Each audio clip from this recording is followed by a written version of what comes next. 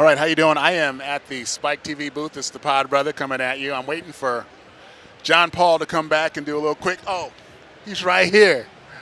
Right here. Speaking of the man of the hour. Sweet. Good. Let me set you up. All right, we are in Las Vegas. Or as some people know, Las Wages. I don't know. It depends on what side of the fence you're on that. It's the PodBrother right here. I'm with John Paul, JP.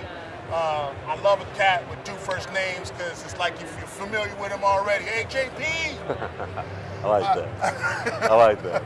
So JP is the field producer for Bar Rescue. Did I say that right? You did? And that's got to be a fun-ass job. It's fun. You get to go to all over the country, see a lot of crazy places. People are always like, isn't it cool that you're working in all these bars? You get to work at bars all the time. But they don't keep in mind that there were some of the grossest, craziest, weirdest bars out there in the weirdest locations. But it's fun. I like to learn the people there. You get a lot of comedy, a lot of jokes out of the people you meet there. And if you're a writer, it's a good place to pick up people too. Speaking of comedy and writing, I understand that you did comedy back in the day. You had the Yucks. I did. I loved a little bit of the Yucks. Went to school for it. Went to Second City in Chicago. Worked there for 2 years. Improv Olympic, worked there for 2 years too before I got into TV. That's where I started my comedy career. Yeah? At the Comedy Cottage. There you go. It's good stuff. You're from Chicago too, right? Chicago, yeah. Best place on earth. Man, that's why they call it the Second City. Exactly. It's cracking and popping. Exactly. Deep dish pizza, you can't beat it either. Man, come on. It's like 1 or 2 inches deep. Exactly. I like it this thick, please. What was like one of the highlight moments of your comedy chapter? You know, I did a lot of improv too, along with stand-up. I just like going out there. It wasn't even about the money back then. I just like the feeling that you get when you're in there and you have 20 people in front of you and you just get a good laugh out of all of them. And you know that you got some guy with his girlfriend there laughing and he probably got some action from it. It helps out. That's a man code thing. Exactly. We always trying to hook each other up with exactly. I'm looking out for you. I got you over there. We block sometimes too, you know. You have to. Sometimes. If I can't have her, no one can. That's you know? it. It's like, come on, we all leaving, right? Exactly. Oh, I got this. No, come on, man. I'm driving. Exactly. They pull the I'm driving. You're like, you know what? Sometimes it's like I walk. No, you're walking. It's fine.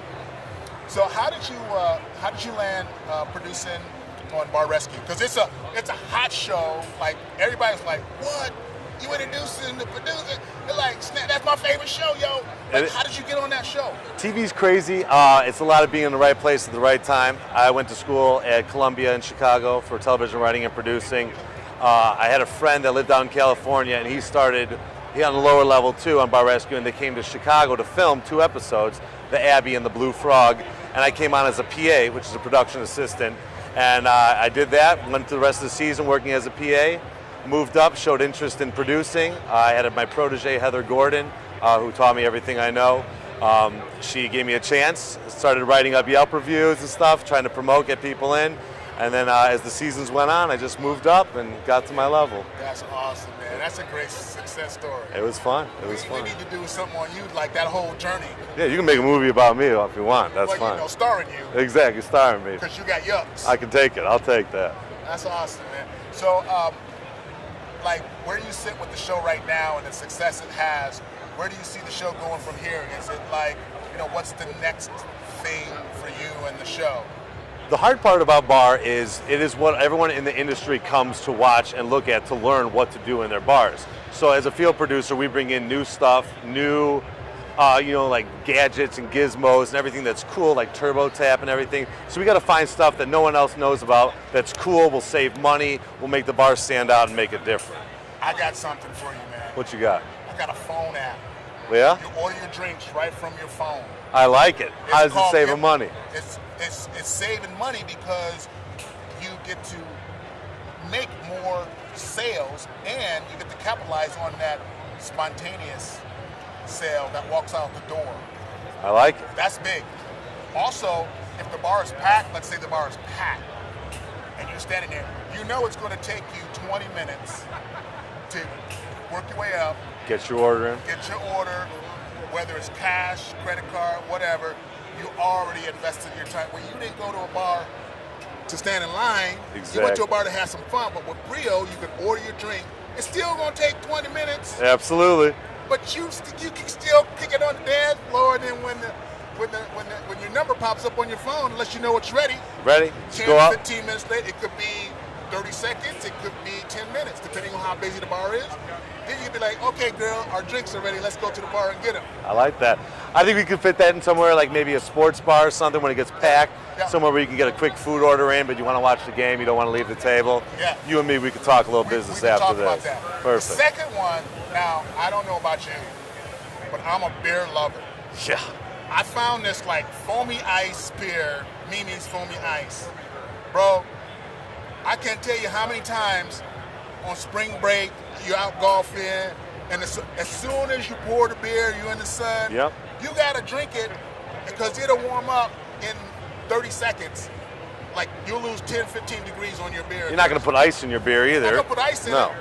Top it off with some of that foam, though. I saw them over there. They had a beer out there for 2 hours. It's still foam and cold That's outside. what I'm talking about. It's a good event. I'm going to try to get them on the show as well. Man, if you get them on the show, that would be awesome. I would love to be. I gotta What's get the you. chances of PodBrother kind of hanging out behind the scenes and maybe getting an interview with you and just like, what's the chances of that? Just Depending on how this goes with that app you were telling about, we can definitely get you back there and work you around. Oh man, I'm telling you, you're gonna love this app. I would love it. We'll talk about it. It's for real. It's no joke.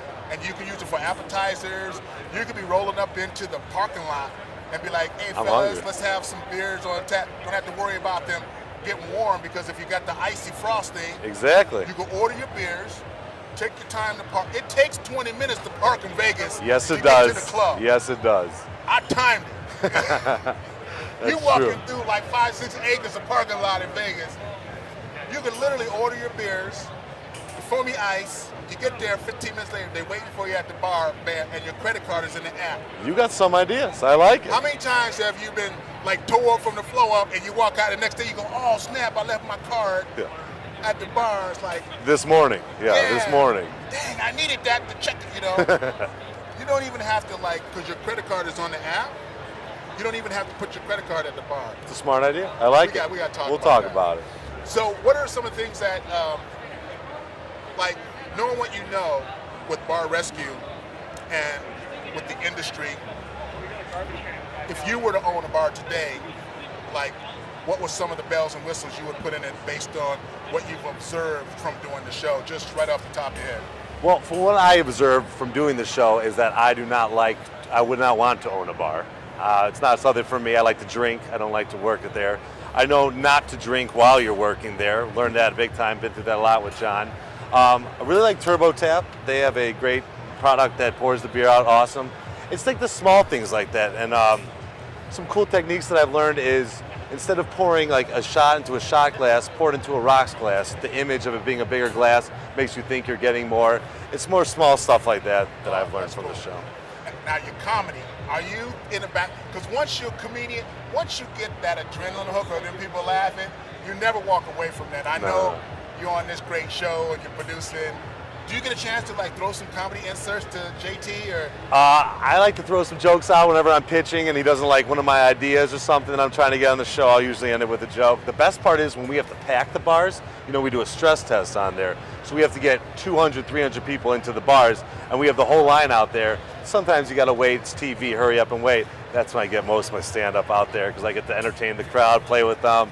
You get like a pretty girl up there. We need hair and makeup over here. Please take care of this one. And it gets them good. It always works out. I would love to come out and like cover you, like doing comedy on Well, you can get some good stuff out that there. would be hysterical. It's fun. And I have them say jokes. I'll be like, if they get real rowdy after a while, I'll be like, give me a joke, I'll give you a Snickers bar or something. Then they have it's a good place to learn new jokes too and stuff. I would love to come and do that with you like one time. Cool. You and me. We're traveling all around. JP and the PodBrother and be like Crockett and Tubbs. We could do it. We get something good going on there. I think we can work something out. I think we can rock that. We don't know our exact location so far. I heard Chicago filming for the new season coming out. We will probably be back in Vegas.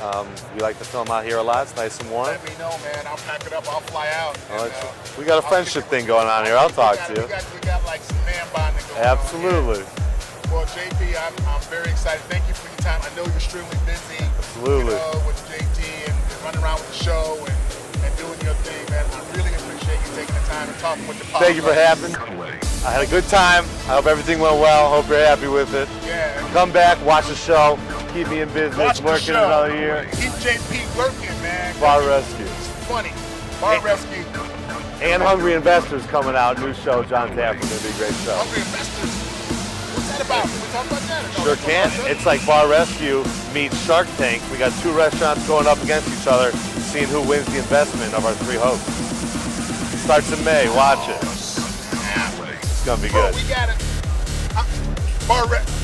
What's it called? It's called Hungry Investor and Bar Rescue. Hungry Investor and Bar Rescue, man. Are you producing on both those shows? I am. Oh, see, they got talent on the back end. You know the show gonna be good. It you is. know it's gonna be good.